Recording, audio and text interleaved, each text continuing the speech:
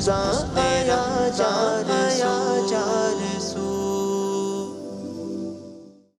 الحمدللہ نحمدہ ونصلی علی رسولہ الکریم۔ آج ہم نے 26واں پارہ پڑھا ہے، رمضان 1446 ہجری 2025۔ پوڈ کاسٹ سے متعلق صرف 30 سیکنڈ کی ایک بات بتا دوں، اس میں ایک سوال مجھے نظر نہیں آیا، میں نے پوری سنی ہے، شاید میری نظر سے نہ گزرا ہو، تو وہ پتہ نہیں ارشاد بھٹی صاحب سے غلطی سے رہ گیا ہے، یا کیونکہ انٹرویو بہت لمبا ہو گیا تھا اس لیے انہوں نے شاید ایک آدھ سوال نکال دیا ہوں۔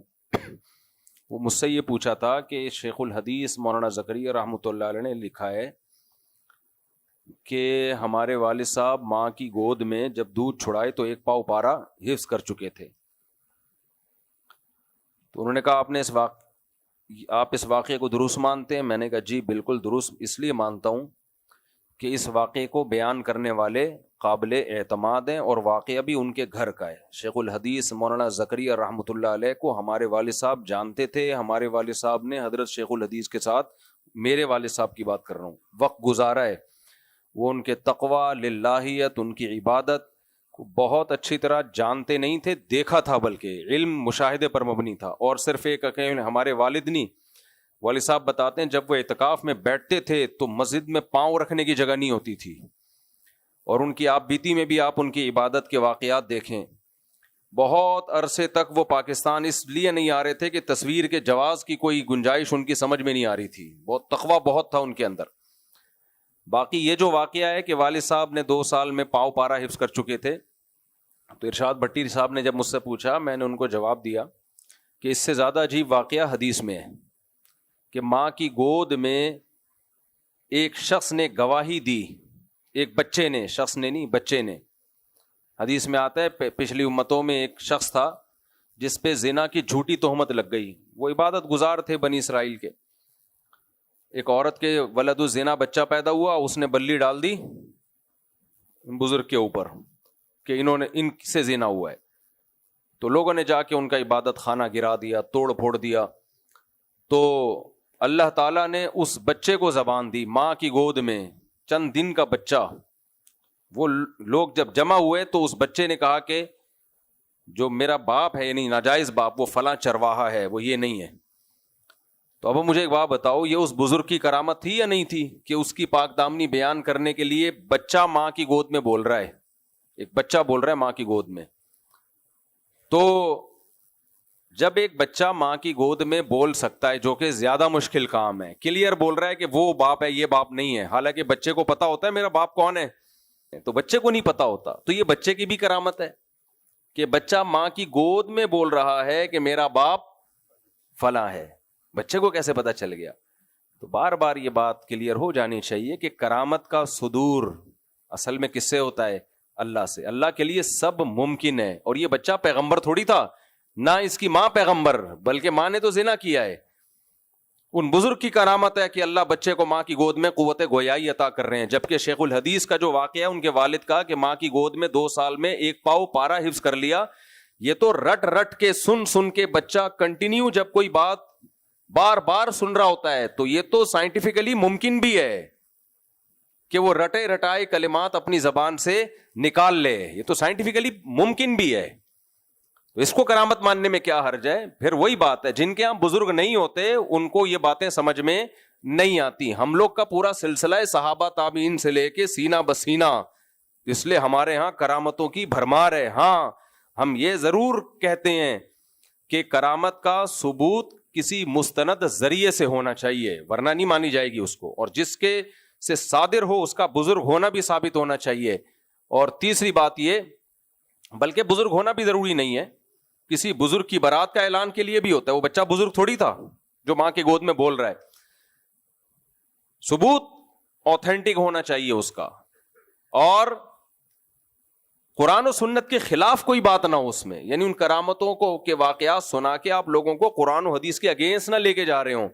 ہمیں لوگ یہ بھی کہتے ہیں یہ کرامتوں کے واقعات سنا کے لوگوں کو قرآن و سنت سے ہٹاتے ہیں، نا نا نا نا نا، کرامتوں کے واقعات سنا کے ہم لوگوں کو قرآن و سنت پہ ایمان پر مضبوط کرواتے ہیں، نہ کہ قرآن و سنت سے ہٹاتے ہیں. ہٹانا الگ چیز ہے. ہٹانے والے کیسے ہٹاتے ہیں؟ جب کرامتوں کے واقعات سناتے ہیں تو شرک پھیلاتے ہیں, اس سے بدعتیں پھیلاتے ہیں. وہ بولتے ہیں تم فلاں بزرگ جو قرآن و حدیث کے خلاف باتیں کرتے ہیں, تم ان کو بزرگ نہیں مانتے, حالانکہ ان کے ہاتھ میں تو یہ کرامت صادری, حالانکہ ان کے ہاتھ میں تو یہ کرامت صادری. بھائی کسی کے بزرگ ہونے کے لیے کرامت نہیں ہوگی. بزرگ ہونے کے لیے قرآن و سنت پہ چلنا ضروری ہے. کسی کی کرامتیں دکھا کے ہمیں یہ ثابت کرو کہ اب ہم اس کی ہر بات کو ماننا شروع کر دیں, یہ نہیں ہوگا. جو بات قرآن و حدیث سے ثابت ہوگی مانی جائے گی, جو قرآن و حدیث کے اگینسٹ ہوگی رد کر دی جائے گی, چاہے کسی بزرگ کے ہاتھ پہ کروڑہ کرامتیں ہوں. فالو کس کو کرنا ہے؟ قرآن و سنت کو. یہی اعتدال والی رائے ہے اور ہمارے سب اکابر کی یہی رائے ہے. تو یہ کمپلیٹ ہو گیا. وہ انہوں نے, مجھے لگتا ہے کہ شاید لمبا ہو گیا تھا, بہت پوڈ کاسٹ بہت لمبی ہو گئی, تو شاید یہ نہیں ہے نا اس میں, اس پوڈ کاسٹ میں, تو یہ شاید انہوں نے نکال دی اس خوف سے کہ بہت زیادہ طویل ہو گئی یہ بحث. تو مجھے یہ ایک امپورٹنٹ بات تھی, تو اس لیے میں نے اس کو مارکیٹ میں, کیونکہ یہ بات بھی سوشل میڈیا پہ چل رہی ہے اور اس کو بھی بہت اچھالا جاتا ہے کہ 2 سال میں دودھ کیسے پی لیا انہوں نے, 2 سال میں وہ حفظ کیسے کر لیا. اور کل میرے جو اپنے شیخ ہیں مفتی عبد الرحیم صاحب, انہوں نے اس سے ملتی جلتی کرامت اپنے گھر کی بتائی ہے, لیکن میں ابھی بتا نہیں رہا آپ لوگوں کو, وہ بھی اس سے ملتی جلتی ہے, لیکن اس لیے نہیں بتا رہے کہ بھائی ہم ان قصوں میں ڈالنا نہیں چاہتے آپ کو, کہ ایک بحث چھڑ جائے کہ وہ بھائی مفتی طارق مسعود صاحب کے بزرگ کی بھی کرامت آ گئی سامنے, فلاں کے بھی کرامت آ گئی. تو میں نے اکثر و بیشتر اپنے واقعات میں, اپنے بیانات میں کرامتوں کے واقعات نہیں سناتا, اور ہمارے اکابر بھی نہیں. اب جو کتاب میں جب کرامتیں جمع ہوں گی پھر تو بھائی بہت ساری نا, وہ تو اکٹھی کر دی جائیں گی, تو اس سے تو پھر ایسا ہی لگتا ہے پوری امت میں کرامتیں ہی ہوتی رہی ہیں. وہ ایسا نہیں ہے. وہ مؤلف نے کیا کر دیا, ان سب کو ایک جگہ جمع کر دیا. چلو بھائی, آج ہم نے 26واں پارہ پڑھا ہے. کچھ ہمارے ساتھ بھی ہوئی ہیں کرامتیں, لیکن ہم بتاتے نہیں. میرے ساتھ بھی ہوئی ہیں, لیکن مجھے پتا ہے میں اعمال میں کتنا کمزور ہوں. میں اس لیے نہیں بتاتا کہ یار میرے جیسا نالائق آدمی کو لوگ نیک سمجھنا نہ شروع کر دیں کہیں, اس سے میرا بیڑا غرق ہونے کا خطرہ زیادہ ہے. تو اپنے اعمال تو پتا ہوتے ہیں انسان کو کہ ہم ہیں کتنے پانی میں, اور 2-4 کوئی ایسے کوئی بہت راکٹ سائنس کرامت نہیں ہے. کوئی آپ سمجھے کہ میں بھی تخت اٹھا کے لے آیا تھا اور جو ہے وہ, یا وہ کوئی اس طرح کے بہت کوئی راکٹ نہیں ہے, وہ اچھمبے کا واقعہ ہی ہے. وہ عام طور پہ ایسا ہوتا نہیں ہے, لیکن میں اس لیے نہیں بیان کر رہا, ہمیں اپنی اوقات معلوم ہے. اور یہ بھی ہو سکتا ہے کہ کوئی اتفاق سے ایسا ہو گیا ہو, کیا خیال ہے, تو اس لیے ہم بیان نہیں کرتے. تو وجہ یہی ہے کہ ہمیں پتہ ہے ہم کتنے پانی میں. ہمیں لوگوں میں یہ شو کرو کہ ہم بہت نیک ہیں, جبکہ ہو نہیں, نارمل ہیں جتنے آپ لوگ ہیں. ایسا نہ ہو کہ ہم کوئی چرس پر پیتے ہیں چھپ کے, کہ آپ سمجھو کہ اچھا ہم تو آپ کو نہیں سمجھ رہے تھے. جیسے آپ لوگ ہیں ویسے ہی کیا ہے ہم بھی ہیں. تو اور نیک بنا کے کرنا کیا ہے بھائی, حساب کس کو دینا ہے, اللہ کو. نیک نہیں ہوئے پھینٹی پڑے گی وہاں پہ صحیح ہے. اور اگر نیک نہ ہوئے, لوگوں نے نیک سمجھا, تو زیادہ خطرہ ہے پھینٹی پڑنے کا. اس لیے سیدھے قرآن و سنت بیان کرو, ہم سب مل کے اس پہ چلنے کی کوشش کریں. کمی کوتاہی آج ہو تو سب مل کے معافی مانگیں. اس لیے ہم نے تو کبھی یہ کہا ہی نہیں ہمیں نیک سمجھو, کیونکہ ہمیں پتہ ہے یہ بڑا خطرناک مسئلہ ہو جائے گا اگر مجھے نیک سمجھنا شروع کر دیا, اور خدا نخواستہ اللہ نہ کرے میری زبان سے کوئی غلط بات ہو گئی, میرے عمل سے کوئی غلط بات ہو گئی, تو پھر سب چوڑے میں آئیں گے, اور اللہ بھی پکڑے گا, اس دن تو بڑی باتیں کر رہا تھا تو. اس لیے بھائی یہ سب, وما ابرئ نفسی, پیغمبر نے کہہ دیا ہم اپنے نفس کو بری نہیں کرتے, تو ہم کس کھیت کی مولی ہیں. یہ وہی بات ہو گئی جو میں نے کہی تھی نا, کہ حاکم ظالم ہو یا عادل ہو, ہم نے کرنا کیا ہے. اس کو لوگ کتنا غلط لے کے گئے.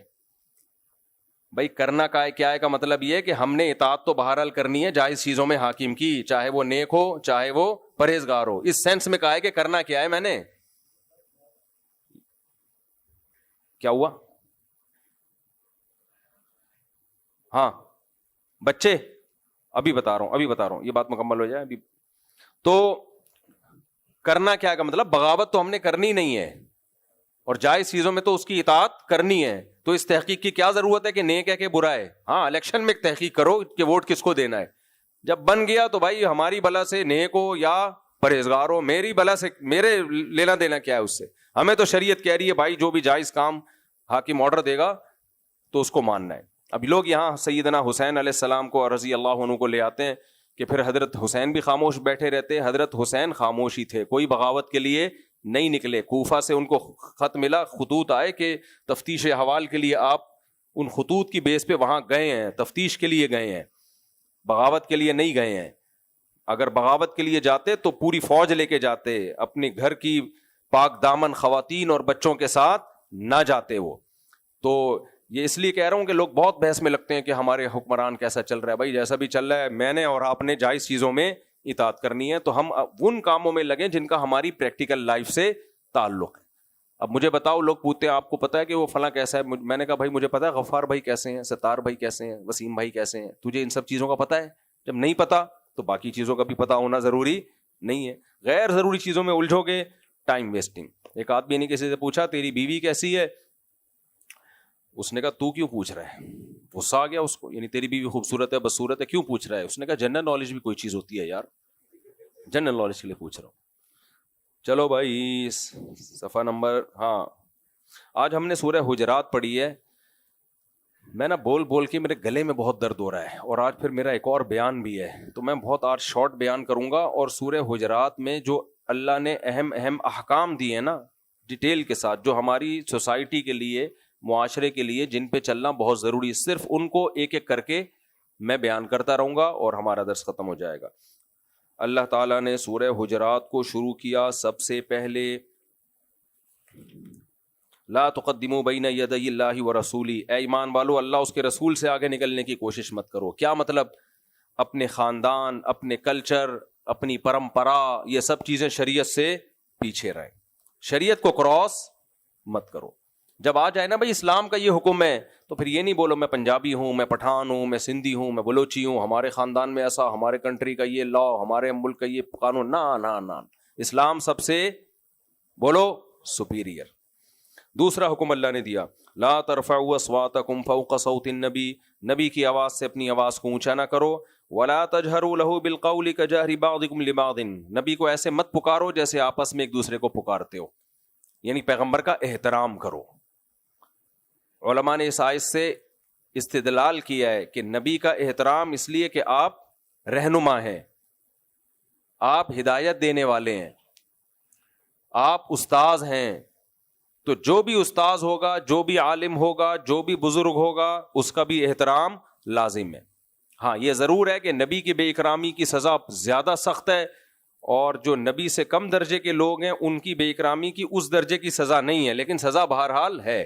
اسی آیت سے اسلاف اپنے بزرگوں کا, اپنے استاذوں کا احترام کیا کرتے تھے. آج یونیورسٹیوں میں ٹیچروں کا احترام کیا ہو گیا ہے؟ شارٹ. وہ تمہیں پڑھا رہے ہیں بھائی, چاہے دنیا کا علم ہے, علم تو علم ہے نا, وہ تمہیں سکھا رہے ہیں, تمیز نہیں ہے. تھوڑا سا کبھی کبھار یہ ہو جایا کرتا تھا ہمارے کلاسوں میں کہ ٹیچر آتے تو احترام میں کھڑے ہو جاتے, وہ بھی مارکیٹ سے شارٹ, اس کو بھی شرک بنا دیا بعض لوگوں نے. تو انگریزوں سے ہر چیز مت لو میرے بھائی, انگریزوں سے ہر چیز مت لو. جو بھی ٹیچر ہے آپ کا اس کو رسپیکٹ دینا ضروری ہے. نبی بھی تو معلم تھے نا, ٹیچر تھے. تو اس آیت سے سب نے استدلال کیا کہ کوئی بھی معلم ہوگا آپ پر اس کا احترام لازم ہوگا. اسے بالکل ایسے نہ ہو ابے تبے سے بات, ابے اوے فزکس کے ٹیچر, ابے کیا بول رہا ہوں یار, تو بتا کیوں نہیں رہا. یا ٹیچروں کا نام لینا شروع کر دیں تو سر بولا کریں. ابھی نام ہو جائے گا جمشید, ذرا یہ بتانا یہ جو آپ نے ایکویشن بتائی ہے ذرا اس کو آپ سالو کر کے دکھائیں. جمشید انسان کا بچہ بن جا, میں ٹائم پہ آیا ہوں, تو لیٹ کیوں آ رہا ہے. تو یہ سب ہو رہا ہے, یہ کلچر جو ہے نا یہ چل رہا ہے. ہمارے دور میں شروع ہو گیا تھا, اسکول میں پڑھتے تھے, اتنا زیادہ نہیں تھا, تھوڑا تھوڑا ہو گیا تھا, اب تو پتہ نہیں بہت ہی ایڈوانس ہو گئے ہوں گے. اچھا یار یہ پھر میں آخر میں بتاتا ہوں. نعیم بھائی سے مجھے یاد آیا, یہ اسی دیکھو اس آیت سے نعیم بھائی کی بات, یہاں بچے کچھ شرارتیں کر رہے ہیں, باتیں کر رہے ہوتے ہیں. نعیم بھائی کہہ رہے ہیں میں جب ان کو سمجھاتا ہوں وہ غصہ کرتے ہیں. بھائی تمہاری عمر سے 25 سال بڑے ہیں یہ, تو جب تمہیں کوئی سمجھا رہے ہیں, مسجد کا کوئی بڑا آدمی سمجھا رہا ہے, تو چپ کر کے بیٹھ جاؤ, آگے غصہ کیوں کر رہے ہیں ان پہ. تو یہ بھی بدتمیزی ہے یا نہیں ہے؟ کوئی بھی بڑا بزرگ آپ کو کوئی بات, استاذ, ٹیچر, امام, مؤذن کوئی بھی سمجھا رہا ہے تو بدتمیزی آگے سے مت کریں. اعتکاف میں کچھ لڑکوں کی شکایتیں آ رہی ہے, انہوں نے مینا بازار لگایا ہوا ہے مسجد میں, تو بہت بدتمیزی کی بات ہے. انسان کے بچے بن جاؤ, ٹھیک ہے نا, دوبارہ کمپلین نہیں آنی چاہیے.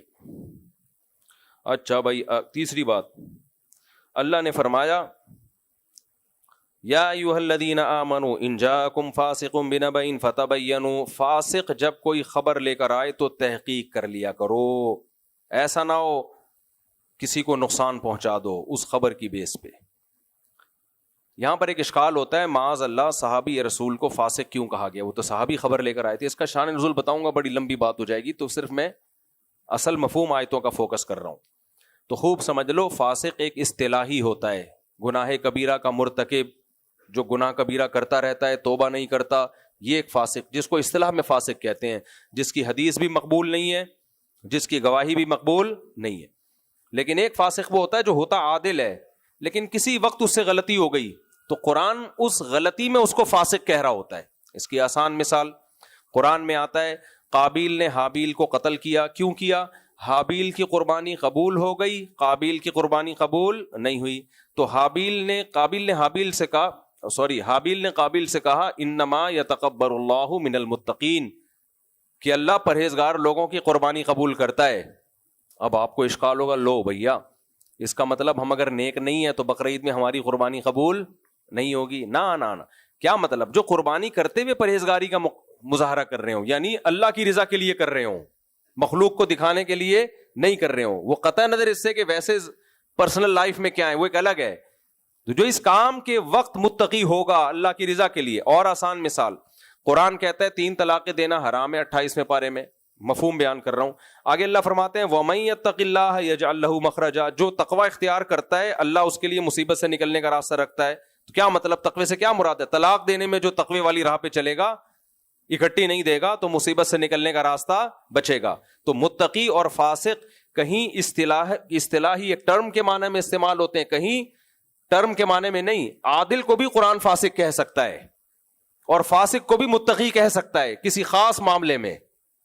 تو یہاں صحابی رسول عادل تھے، نیک تھے، پرہیزگار تھے، لیکن چونکہ پوری تحقیق کے بغیر انہوں نے خبر نقل کر دی تو اس معاملے میں قرآن نے ان کو فاسق کہا۔ اس کا یہ وہ والا فاسق نہیں ہے جو ہم جب کہتے ہیں کہ فلاں فاسق ہے، وہ کوئی بھی صحابی وہ فاسق نہیں تھے۔ سمجھتے ہو گے نہیں سمجھتے؟ تو قرآن کہہ رہا ہے جب بھی کوئی فاسق خبر لے کر آئے فتبینوا، تحقیق کر لیا کرو۔ اور سوشل میڈیا، انسٹاگرام، فیس بک، سب جھوٹی خبروں سے بھرے ہوئے ہیں، اور اب تو خبریں ایسی جھوٹی ہیں کہ فیک ویڈیوز، فیک استعفے، فیک پولیس بھی فیک، فوج بھی فیک، زرداری بھی فیک، نواز شریف بھی فیک، عمران خان بھی فیک۔ یہ پتہ ہی نہیں ہوتا کہ یہ جو بیان دے رہا ہے یہ دے رہا ہے یا پیچھے سے کچھ اے آئی کا سہارا لیا گیا ہے۔ اتنے جھوٹ پلوت میں بھائی آپ تجزیے کرنے بیٹھ جاؤ، بے وقوفی ہے یا نہیں ہے؟ تو لا ادری کہنا سیکھو۔ لا ادری کا مطلب ہمیں معلوم نہیں ہے، یہ سیکھ لو۔ جب تک تحقیق نہ ہو بولو بھائی مجھے نہیں پتا۔ تو یہ پوری اسٹیٹ اور ریاستیں اس طرح سے تباہ ہوئی ہیں، پوری اسٹیٹ اور ریاستیں میڈیا کی طاقت سے تباہ ہوئی ہیں، اتنا پروپیگنڈا میڈیا کے ذریعے۔ تبھی قرآن کیا کہتا ہے کہ منافق بھی میڈیا کا استعمال کرتے تھے اس وقت، جو بھی ان کے درمیان جو بھی کمیونیکیشن کا جو بھی ذریعہ ہوتا تھا وہ استعمال کرتے تھے۔ تبھی تو قرآن نے کہا ہے منافقوں نے ایسی مدینہ میں مسائل کھڑے کیے تھے کہ لَإِن لَّمْ يَنْتَهِ الْمُنَافِقُونَ وَالْمُرْجِفُونَ فِي الْمَدِينَةِ، فرمایا مدینہ میں جو افواہیں پھیلانے والے اور غلط گائیڈ کرنے والے اگر یہ باز نہ آئے تو ہم ان سب کو قتل کریں گے۔ اتنی بڑی دھمکی آئی ہے۔ اب دیکھو مدینہ میں بھی پروپیگنڈے کامیاب ہوتے تھے، اس کا مطلب ہے تو ہم کس کھیت کی مولی ہیں؟ اس لیے انسٹاگرام، فیس بک پہ نا کارٹون بنا کے اور پھر یہ اس نے کیا، یہ اس نے کیا، یہ اس قتل اس نے کیا، یہ آپ کو کچھ نہیں پتا ہوتا۔ بعض دفعہ قتل ہی نہیں ہوتا اور ہم کہہ رہے ہوتے ہیں بندہ مر گیا، اوہ استغفر اللہ، یہ کیا ہو گیا۔ ایسے لوگوں کے الزام لگتے ہیں۔ ایک صاحب آئے، ان کی بچی پہ الزام لگا، بڑے آدمی تھے وہ، میں ان کا نام نہیں لیتا، ان کی بچی بکنی پہن کے وہ سوئمنگ پول میں سوئمنگ کر رہی تھی، امریکہ میں پتہ نہیں کینیڈا میں، کسی نے کہا اسلامی ملک کا سربراہ ہے اور اس کی بچی بکنی پہن کے سوئمنگ پول میں نہا رہی ہے، یہ دیکھو لعنت، یہ وہ۔ 1.5-2 سال اس بات کو گزر گئے، بڑی لانتے مانتے دے دی، شاید میں نے بھی پارسل کر دی ہوگی 2-4۔ اس بندے سے ہماری ڈائریکٹ ملاقات ہوئی، میں نے کہا آپ کی بچی بکنی پہن کے، ہم لوگوں نے پوچھا کہ یہ کر رہی تھی، اس نے کہا خدا کی قسم میری بچی نہیں ہے کوئی، میری بیٹی ہے ہی نہیں۔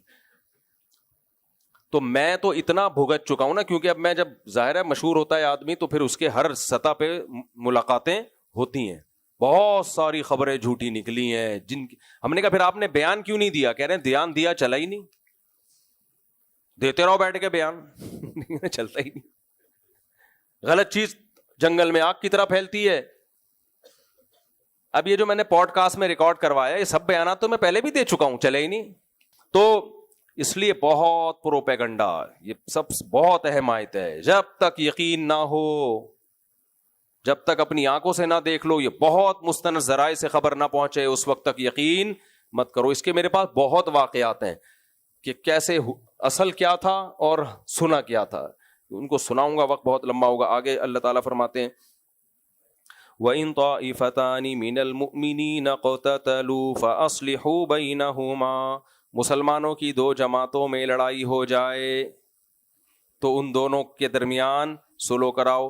اس میں دو جماعتیں بھی ہیں, دو خاندان بھی ہیں, دو بھائی بھی ہیں, دو بہنیں بھی ہیں, ساس بہو بھی ہیں, داماد بہو بھی ہیں, داماد اور سسر بھی ہیں, اور میاں بیوی بھی ہیں, سب داخل ہیں اس میں. قرآن میں دوسرے مقام پہ بھی اللہ نے فرمایا لا خیر فی کثیر من نجواہم الا من امر بصدقۃ او معروف او اصلاح بین الناس, لوگوں کے درمیان کیا کرایا کرو؟ صلح. اور قرآن یہ بھی کہہ رہا ہے کہ اگر دونوں جماعتیں لڑ پڑیں, قتال کریں, تو دونوں جماعتوں کو قرآن مومن کہہ رہا ہے. تو اس سے پتہ چلتا ہے بھائی حضرت علی اور سیدنا معاویہ کی لڑائی میں دونوں کیا تھے؟ مومن. اور صحابہ اسی آیت کی روشنی میں ایک جماعت ایسی تھی جو دونوں کے درمیان صلح میں لگی ہوئی تھی. سمجھتے ہو کہ نہیں سمجھتے؟ میں نے اس سے کہنا تھا, کیا نام ہے یہ بھائی ارشاد بھٹی سے, کہ 2812 کا کیوں نہیں پوچھا تم نے؟ وہ نہیں پوچھا, اس پہ تو بالکل کلین بولڈ ہو جانا تھا جہلم والی سرکار نے, تو وہ نہیں پوچھا. دیکھتے ہیں دوبارہ کوئی موقع ملے تو 2812 بھی. اصل تو پوچھنے کی چیز یہ تھی 2812, اس میں جب جواب جاتا مزہ نہ آئے پیسے واپس. اچھا میرے بھائی انشاءاللہ, چلو میرے بھائی فَإِنْ فَاءَتْ فَأَصْلِحُوا بَيْنَهُمَا بِالْعَدْلِ وَأَقْسِطُوا, اللہ فرماتے ہیں ان کے درمیان, ہاں فَأَصْلِحُوا بَيْنَهُمَا, صلح کی کوشش کرو. فَإِنْ فَاءَتْ فَإِنْ بَغَتْ إِحْدَاهُمَا عَلَى الْأُخْرَى, اگر صلح کی کوشش ناکام ہو جائے تو دیکھو باغی گروہ کون سا ہے. دیکھو بغاوت کے بھی ایک ٹرم ہے, اصطلاحی معنی میں بغاوت کہتے ہیں ریاست کے اگینسٹ جانا, لغوی معنی میں بغاوت کا مطلب سرکشی. اور ہمیشہ لغوی معنی میں بغاوت کا مطلب سرکشی بھی نہیں ہے. بعض دفعہ بغاوت کا مطلب یعنی یہ بغا یبغی کا مطلب چاہنا بھی ہے. یبغون فی الارض, جو چاہتے ہیں زمین میں. تو یبغون باغی بہت کثیر معنی میں, یہ اردو والا باغی ہمیشہ قرآن میں اردو والا باغی نہیں ہوتا. تو ان کمبختوں کو عربی بھی نہیں آتی ہے پر پھینکتے رہتے ہیں بس بیٹھ کے, کیا کریں. تو قرآن کہہ رہے اگر دونوں میں سے ایک پھر بغاوت کر رہی ہے تو فقاتلوا التی تبغی, تو جو باغی جماعت ہے اس سے قتال کرو, حتی تفیء الی امر اللہ, یہاں تک کہ وہ اللہ کے حکم کی طرف آ جائے. سیدنا معاویہ رضی اللہ تعالی عنہ اپنے آپ کو باغی نہیں سمجھتے تھے. ان کا کہنا یہ تھا کہ میں حکومت نہیں چاہتا, کہ میں ریاست کے خلاف بغاوت کر رہا ہوں, میرا دعویٰ یہ ہے کہ حضرت عثمان کے قاتلوں سے قصاص لیا جائے. حضرت علی کا کہنا یہ تھا کہ میرے بس میں نہیں ہے قاتلان عثمان سے قصاص لینا. تو حضرت علی ان کو بیعت پر زبردستی مجبور کرنے کے لیے ان کے خلاف گئے ہیں. تو پہل کس کی طرف سے ہوئی ہے؟ سیدنا علی کی طرف سے. حضرت معاویہ نے کیا کیا ہے؟ آگے سے جنگ جمل میں دفاع کیا ہے. تو لیکن جو جمہور کی رائے یہی ہے کہ بھائی چونکہ خلیفہ برحق تھے, آپ کو ان کے خلاف لڑنے کا حق نہیں تھا. اگر وہ کہہ رہے تھے بیعت ہو تو آپ کو بیعت ہونا چاہیے تھا تاکہ امت کی اجتماعیت نہ ٹوٹتی. اسی وجہ سے ہم کہتے ہیں اس میں حق حضرت علی کے ساتھ تھا, لیکن حضرت معاویہ سے اجتہادی خطا ہوئی ہے. اجتہادی کا مطلب وہ اپنے آپ کو باغی سمجھتے ہی نہیں تھے. وہ کہہ رہے تھے بھائی میں تو حکومت میں دباؤ ڈالنے کے لیے کر رہا ہوں اور میرا جائز حق ہے. بہت سے حضرات حضرت معاویہ کے ساتھ تھے. تو اگر یہ حضرت معاویہ کی غلطی اتنی بالکل کلیئر کٹ ہوتی کہ ہم اس کو اجتہادی نہ کہتے تو شروع میں سیدہ عائشہ نے حضرت معاویہ کا ساتھ کیوں دیا؟ پھر اگرچہ بعد میں رجوع کیا, لیکن ساتھ دینا اس کی علامت ہے کہ غلطی کا غلط ہونا بالکل 2 اور 2 4 کی طرح واضح نہیں تھا.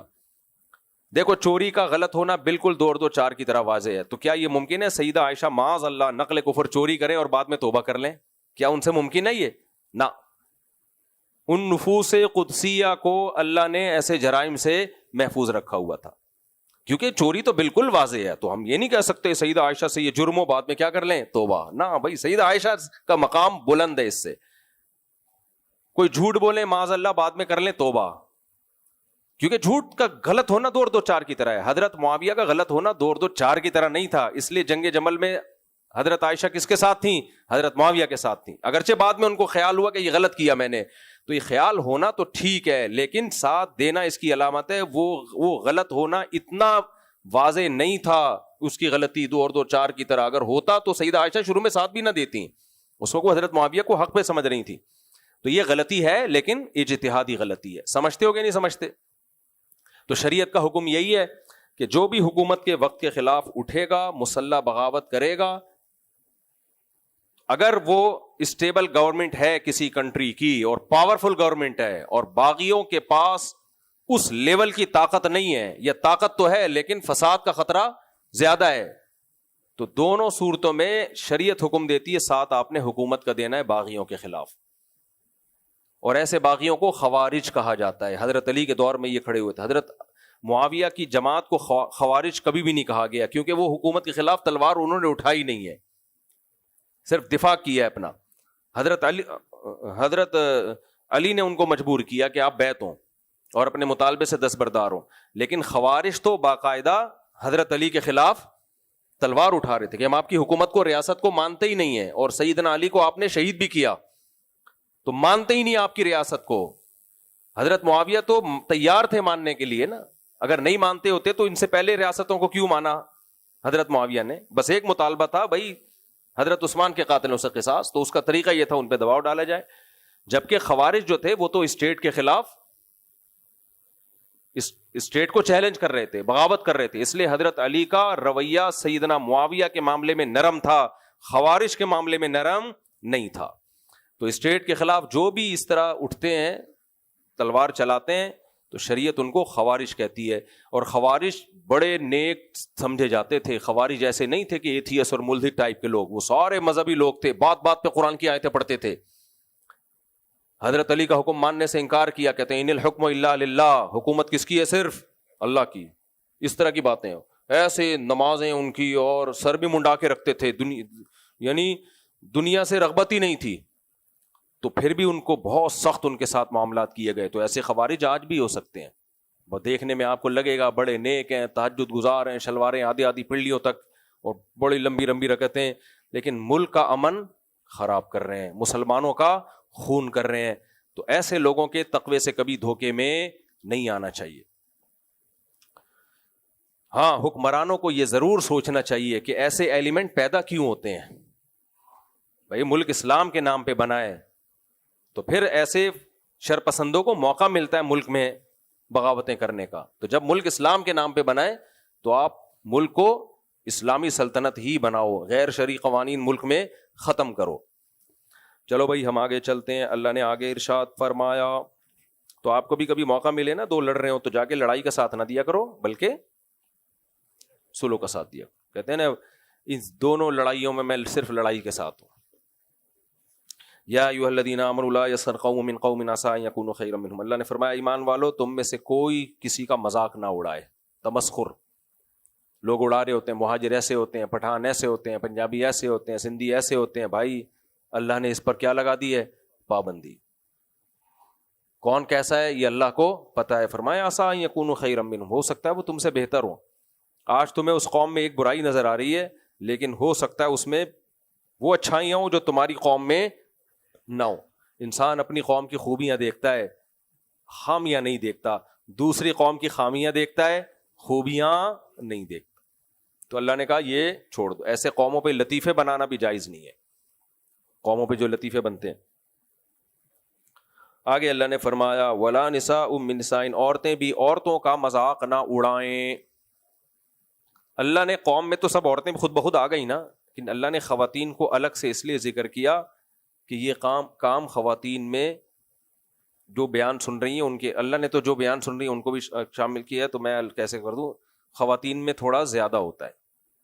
کوئی موٹی ہے تو اس کا مذاق اڑانا, کوئی ٹھگنی ہے تو اس کو ٹھگنی ٹھگنی کہنا, کوئی ہدیہ بھیجا اس نے تو اس کے ہدیے میں عیب نکالنا, تو یہ بھی بہت غلط ہے. بھائی جس کو اللہ نے جیسا بنایا بس بنایا. اور یہ نندو بھابھیوں میں تو بے انتہا ہوتا ہے, اللہ کی پناہ.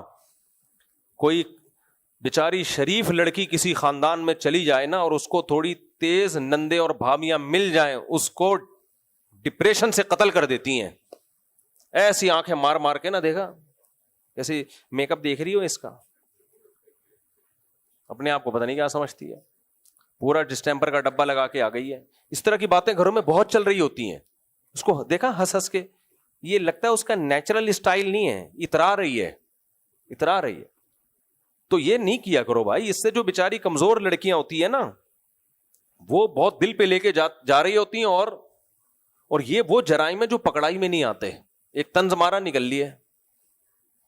شوہر کو کیا پتا چلے گا جب وہ شام میں گھر آئے گا کہ میری بہنوں نے میری بیوی کے ساتھ کیا سلوک کیا ہے, کیا کیا باتیں کی ہے, کیا ٹاؤنٹنگ کی ہے, کیا ٹارچر کیا. یہ چیزیں نہ ریکارڈ میں آتی ہیں نہ سمجھانے پہ سمجھ میں آتی ہیں, تو جس پہ گزرتی ہیں اس کو پتا ہوتا ہے.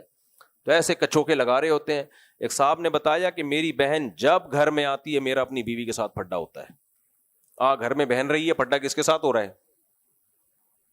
کیوں؟ کچھ نہ کچھ الٹا سیدھا وہ بول کے جائے گی. میاں بیوی کی اپنی زندگی ہوتی ہے, ایک دوسرے کی خامیاں برداشت کر رہے ہوتے ہیں. آدمی کو پتا ہے میری بیوی میں اگر یہ خامی ہے تو یہ خوبی بھی ہے, کوئی بات نہیں یار, اب گزارا چلاؤ, بچوں کی ماں ہے, اب کیا میں. مفتی صاحب تو باتیں کرتے ہیں 4 شادیوں کی, ایک اتنی مشکل ہے, اور مفتی صاحب چھوڑ کے تھوڑی کہتے ہیں کہ طلاقیں دے کے کرو. تو لیکن اب جب بہن گھر میں آتی ہے وہ پھر دیکھتی ہے کہ جو عیب مجھ میں نہیں ہے اس میں کیوں ہے. میں تو اپنے سسرال میں کپڑے بھی دھوتی ہوں, میں تو اپنے سسرال میں اپنے میاں کو ٹائم پہ پراٹھا بھی بنا کے دیتی ہوں, میں تو پراٹھا بھی ایسے نہیں بناتی جیسے ہی بناتی ہے. اور بھائی تو جو کچھ کرتی ہے نا اپنے سسرال میں جا کے کیا کر, ادھر آ کے تو کمنٹری نہ کیا کر. تو ہماری معلومات میں اضافہ, یہ گھر میں بتا دو, حقیقت بتاؤ, مذاق نہ سمجھو اس کو. طلاقیں ہوتی ہیں, زندگیاں برباد ہوتی ہیں. تم جو کرتی ہو وہاں کیا کرو, ادھر آ کے مت دیکھا کرو کہ کچن میں کیا ہو رہا ہے, پراٹھا کیسے بن رہا ہے کہ نہیں بن رہا ہے, ٹائم پہ بن رہا ہے نہیں بن رہا. چھوڑ دو یہ باتیں, بہت اچھی تم اپنی ساس کی خدمت کرتی ہو, بس کافی ہے. یہاں آ کے یہ باتیں مت دیا. ہوگا یہ کہ اس کے اندر جو خوبیاں ہوں گی وہ آ کے شیئر کرے گی, اور اس کے اندر جو خوبیاں ہوں گی وہ اس کو وہ دیکھے گی نہیں. بھائی کچھ کام یہ کر رہی ہوگی جو تو نہیں کر رہی ہوگی. بہت سے کام ایسے ہوں گے بھائی جو تیری بھابھی ہے وہ ہو سکتا ہے اس کے اندر بہت ساری خوبیاں ہوں, شکل ہی دیکھ لے, کمپیئر کر لے اپنے آپ کو اس سے. تو بہت ساری عین ممکن ہے بھائی اس میں خوبیاں ہوں جو آپ میں نہ ہوں. تو اس لیے آپ اپنی خوبیوں کو اس سے کمپیئر کر رہی ہو کہ میں یہ بھی کرتی ہوں, یہ تو یہ نہیں کرتی, میں یہ بھی کرتی ہوں. بھائی ہو سکتا ہے کچھ کام وہ کرتی ہو جو آپ نہ کرتی ہو. تو اس لیے قرآن کا حکم ہے عسیٰ ان یکن خیرا منہن. اللہ فرماتے ہیں عورتیں ایک دوسرے کا مذاق نہ اڑائیں, تمسخر نہ کریں. ہو سکتا ہے جس کو برا بھلا کہا جا رہا ہے, مذاق اڑایا جا رہا ہے, وہ تم سے بہتر ہو. اچھا بھائی, ولا تلمزوا انفسکم ولا تنابزوا بالالقاب. تانے مت دیا کرو اور برے ناموں سے ایک دوسرے کو مت پکارا کرو. چڑ بنا لینا, البتہ وہ چڑ جس سے دوسرے کو تکلیف نہیں ہو رہی, پھر وہ چڑ نہیں ہوتی. کچھ لوگوں کے نام مشہور ہو جاتے ہیں, ان کو اس سے کوئی غرض نہیں ہوتا. ہوتا نا ایک زمانے میں روزانہ اخبار میں آتا تھا فلاں لنگڑا مارا گیا, پولیس مقابلے ہوتے تھے دہشت گردوں سے, فلاں کاڑا مارا. اس کو کاڑا کہنے میں خوشی ہوتی تھی. یہ جتنے بڑے بڑے دہشت گرد ہیں یہ کہتے ہیں ہمارے نام کے ساتھ کچھ لگاؤ. اچھا, حاجی بھی بہت لوگوں کے نام کے ساتھ لگا ہوتا ہے. تو 3 ایسے میں لوگوں سے مختلف وقتوں میں ملا ہوں. ایک حاجی فلاں, میں نے کہا یار حاجی فلاں ماشاء اللہ بہت سارے حج کیے ہوں گے انہوں نے. وہ حاجی فلاں, وہ حاجی فلاں. اچھا, جب میں نے ان کے بارے میں پوچھا نا, یہ حاجی فلاں کیا کرتے ہیں؟ یہ ڈرگس کا یہ اسمگل کرتے ہیں, نشے کی جو چیزیں ہیں یہ کیا کرتے ہیں. ایک تو اسمگلنگ, اور وہ بھی کس کی؟ نام کیا ہے؟ فرض کر لو حاجی ستار, فرض کر لو. یہ کون ہے جی؟ یہ ہیروئن کہ ان کے پورے شپ میں ہیروئن بھر کے جاتی ہے. نام کیا ہے؟ حاجی عبد الغفار. ابے یار یہ جناب یہ کیا، یہ چرس جو ہے نا، چرس اس کا بزنس ہے. ان کا نام کیا ہے؟ حاجی عبد الستار. یہ نام میں فرضی لے رہا ہوں. تینوں کے نام کے ساتھ کیا لگا ہوا ہے؟ حاجی. صحیح ہے بھائی، تم صحیح ہو یار، چرس بانٹ رہے ہو پھر بھی تم کیا ہو. اور حلیہ بھی حاجیوں والا. ہاں صرف یہ نہیں، ایسے سفید ٹوپی، کاٹن کلف، لگ رہا ہے ابھی جمعے کی نماز پڑھنے کے لیے جا رہا ہے تیار. خیر چلو میرے بھائی، تو اللہ فرماتے ہیں وَلَا تَنَابَزُوا بِالْأَلْقَابِ، برے ناموں سے یاد نہ کیا کرو. آگے اللہ نے فرمایا اجتنبوا کثیرا من الظن، اے ایمان والو بدگمانی سے بچو. یہ بہت اہم آیتیں ہیں. اور ان بعض الظن اثم ولا تجسسوا ولا یغتب بعضکم بعضا. میرا خیال ہے میں کافی تھک گیا ہوں اصل میں، مجھ سے بولا نہیں جا رہا، میرے گلے میں بہت درد ہو رہا ہے، تو میں تھوڑا ریسٹ کروں گا، پھر میرا بھی ایک اور بیان ہے. آج ہم اس کو یہیں روکتے ہیں. باقی انشاءاللہ یہ بہت اہم صورت ہے، اس کو جلدی جلدی نہیں چلانا. اللہ عمل کی توفیق عطا فرمائے. حسن رمضان کی برکتیں چھا گئی، علم و حکمت ہر ایک سمت پھیلا گئی، زندگی